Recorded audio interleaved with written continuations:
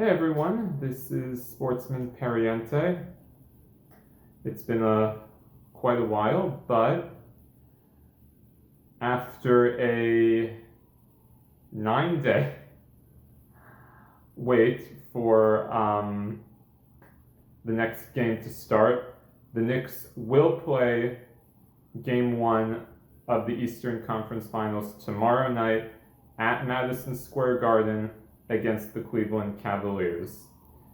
And after a back and forth series between Cleveland and Detroit, Cleveland, to my surprise, because I didn't think they would pull it off after they gave away Game 6, they went into Detroit and handled their business, beating the Pistons by over 30 points, and have set up the matchup between themselves and the Knicks, who of course are coming off their incredible 4-game sweep over the Philadelphia 76ers. So, let's look at what this series is going to come down to. Now, I've seen plenty of Knicks fans after how we basically destroyed Philadelphia saying, oh, the Knicks are the series is going to be a joke. The Knicks are going to beat Cleveland in 4.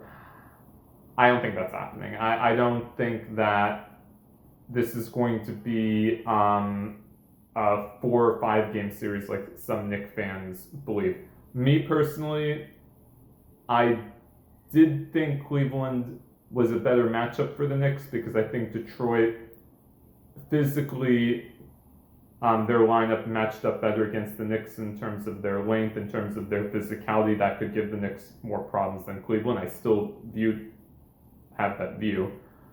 That being said, offensively, Cleveland is a much tougher matchup than Detroit for several reasons. One being that whereas the Pistons are reliant on Cade and then you have to hope either Harris, Duran, etc. would step up, with Cleveland you obviously have Donovan Mitchell who can any day go off for 25, 30, or even 40 points as we saw him do in the last round. James Harden can easily step up. He had a few vintage games in the semifinals against Detroit. He put up 30 a few times.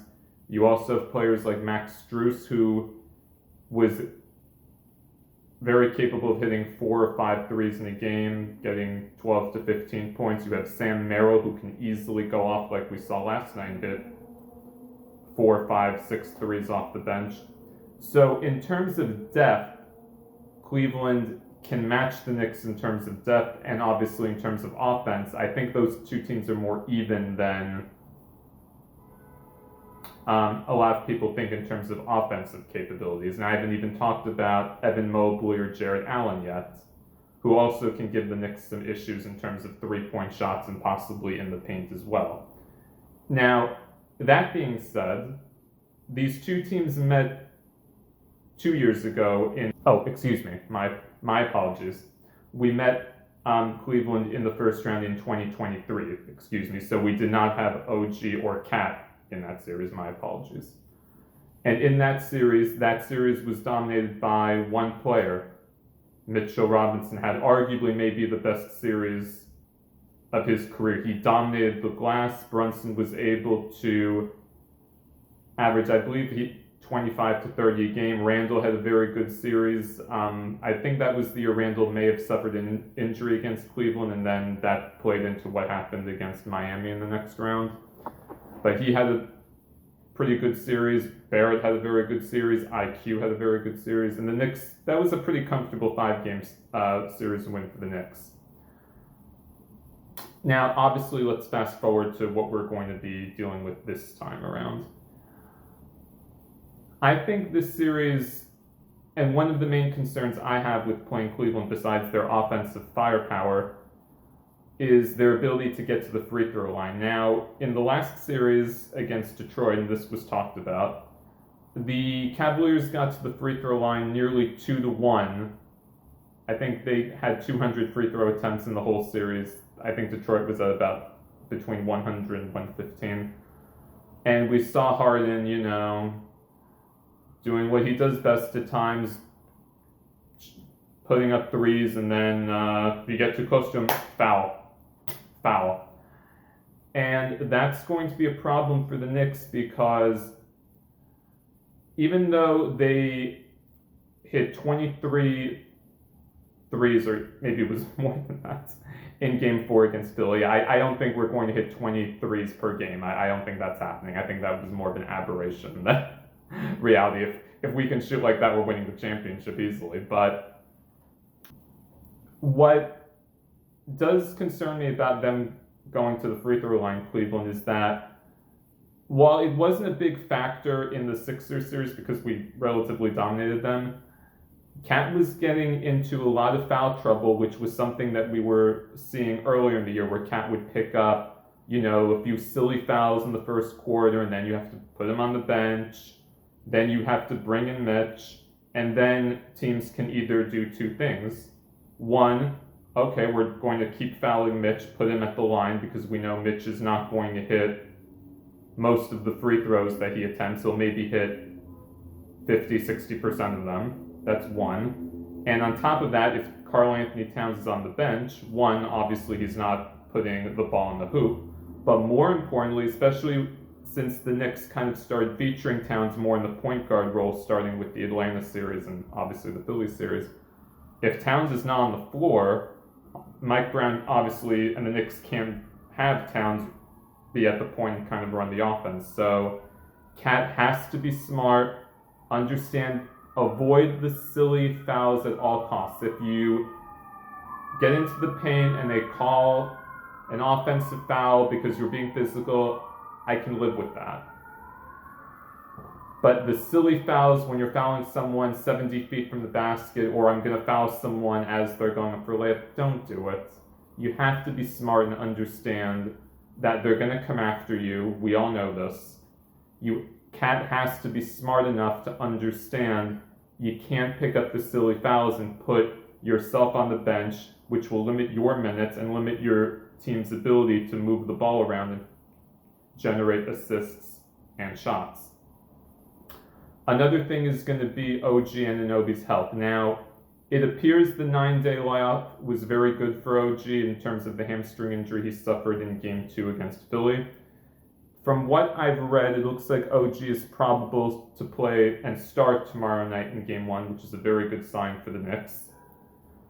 The hamstring injury does not appear to be as bad as the one he suffered 2 years ago against Indiana. I don't think Knicks fans, myself included, want to remember that series 2 years ago, where I think it was a huge missed opportunity that the Knicks had to get to the conference finals. Would have been 3 years in a row.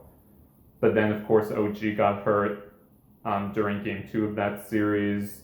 Randall was hurt a few months before that, and he wasn't a factor. Mitchell Robinson got hurt that year against Philly, and then I think played a game against the Pacers, but was not nearly at 100%, so he couldn't finish the series. Brunson got hurt, Bogdanovich got hurt. So, from what OG has said, this injury is not as bad as that one, so it looks like the Knicks may have dodged a huge bullet in terms of the OG's hamstring issues.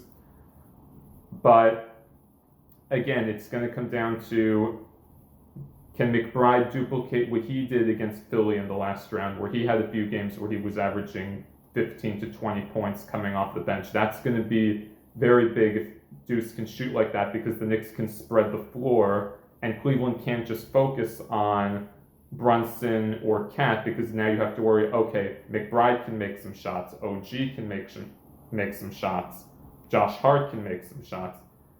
The Knicks have one of the best, I believe, averages at the three-point shot in the league. I think they're in the top 5. I don't have the exact number in front of me. But the Knicks have to shoot the three well. They have to be able to take some pressure off, obviously, Brunson and Cat. It's also going to be very interesting. We saw in the Pistons series, Max Strus was mainly guarding Cade Cunningham and forcing him into turnovers and other things. I'm very intrigued to see if they'll put Strus on Brunson in this series to try and kind of disrupt him coming up the court, or if they might double team Brunson and make either Cat or one of the other Knicks beat them, because we have seen some teams do that. I think Detroit last year was kind of doing that where they would double team Brunson. We saw that a little bit this year too, with when they would double team Harden, kind of try to force him to make turnovers or give up the ball.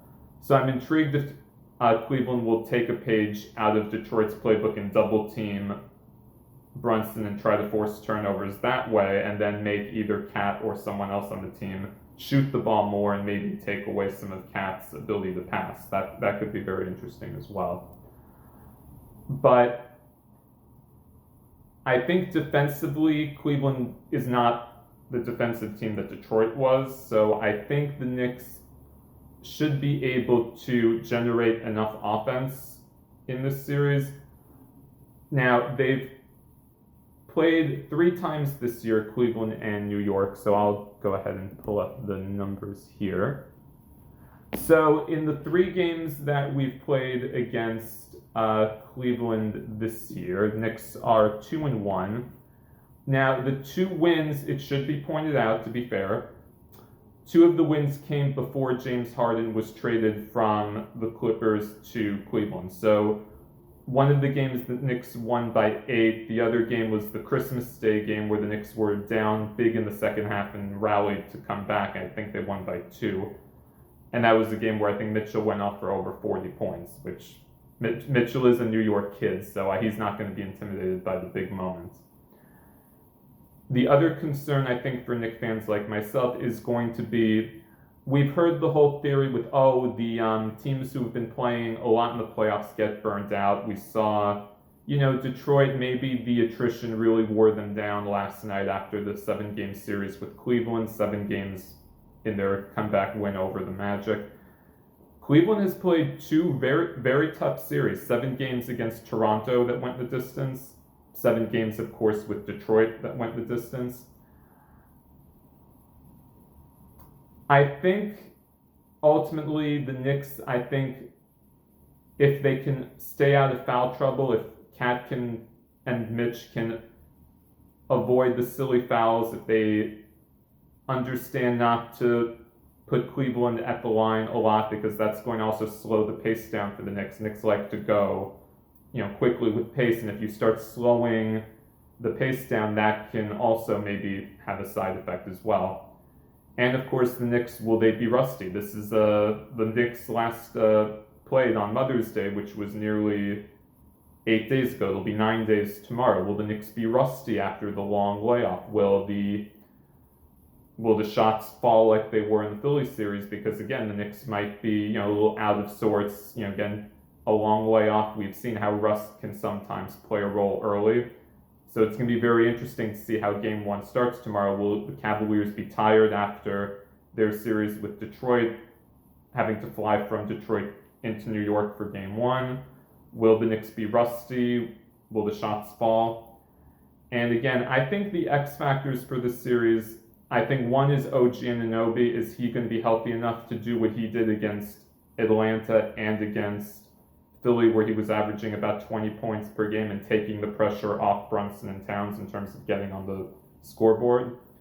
Can Evan Mobley and Jarrett Allen do what they did, especially last night in Game 7 and a few other times in the playoffs, getting double-digit points, getting to the rim?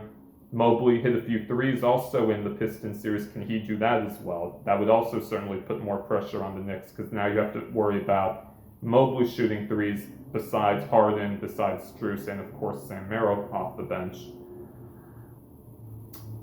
Overall, I believe the Knicks will get to the NBA Finals. Will this be a sweep? No, I don't believe it'll be a sweep, because the one game where we did play Mitchell and James Harden when they were on the Cavs, the Knicks lost that game in Cleveland by almost 20 points. So, and everyone says, the Cavs aren't ready for what the Knicks have been doing on offense. Knicks, of course, have won 8 straight playoff games, Knicks have won 7 straight playoff games, which is their longest stretch in franchise history. And the Knicks have won a lot of these games by an average of 20-25 points. Hell, they haven't even played starters in the fourth quarter of the clinching game against Philly, and they didn't the starters didn't play the final quarter in the clinching game against the Hawks, where the Knicks basically ran the Hawks literally out of Atlanta. So I do think the Knicks, if they can avoid the foul trouble, if Brunson, Towns, and OG can continue what they did in the first two rounds, I just think the slight depth of the Knicks in terms of Towns, OG, McBride, if Bridges can keep playing like he has post game 3 against the Hawks, if Bridges can keep playing like he's been doing the last week and a half, that will certainly be an X factor in the Knicks' favor, especially if Bridges can guard Mitch or Harden. If Bridges can guard Mitchell or Harden the way Bridges was able to kind of disrupt Maxey in the Philly series. So I'm going to go Knicks in 6. But the key is going to be game 1. Game 1 is going to be very important to determine who wins the series and how everything plays out leading up to the NBA Finals. Again, the Knicks have not been to the NBA Finals in now 27 years. Will that drought end over the next 2 weeks, or can Cleveland get back to their first NBA Finals post the LeBron era? Time will tell. So that's my take on the 2026 Eastern Conference Finals. Please continue to subscribe to my channel, and go New York, go.